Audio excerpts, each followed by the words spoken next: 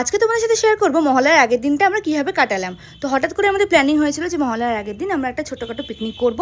আমরা 5 জন মিলে, আমি, অতনু, লিজা আর এদিকে হচ্ছে দুষ্টু আর তনুশ্রী।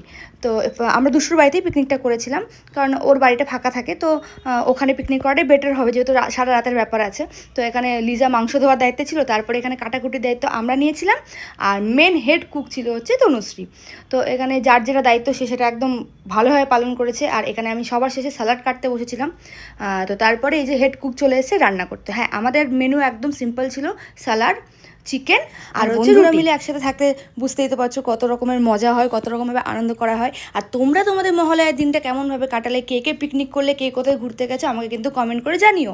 তো এখানে আমিও একটু মাঝে হাত লাগিয়েছিলাম, তারপরে আবার হেড কুক চলে এসেছিলো। তো হেড কুকই মেন রান্নাটা করেছিল, বাট হ্যাঁ, রান্নাটা কিন্তু হেভি হয়েছিল। তো মাঝখানে কষা চিকেন আমি খাবো না, সেটা তো হতে পারে না। তো সবাইকে লুকিয়ে কোনায় বসে বসে আমি কষা চিকেন খাচ্ছিলাম, নাহলে আমার ভাগেরটা একটু কম পড়ে যেত। সে যাই হোক, জাস্ট কিডিং। তারপরে দেখতেই পাচ্ছ কালারটার কাছে মাংসের কত সুন্দর এসছে। তো এখানে এই ছিল হচ্ছে আমাদের মেনু। ভেবেছিলাম যে একটু রাত করে খাবো, 2-2:30 নাগাদ, বাট কেউ আর সহ্য করতে পারলো না খিদে। তো আমরা 12টার আগেই খেতে বসে গেছিলাম, কিছু করার নেই, কারণ কি টাইমের একটা ব্যাপার থাকে, ঘরে অভ্যাস হয়ে গেছে 11টায় খেয়ে খেয়ে। তারপর খেতে খেতে এই যে একটুখানি আমরা মজা আনন্দ করছিলাম। আর আমরা একসাথে থাকলে এরকমই আনন্দ মজা করি।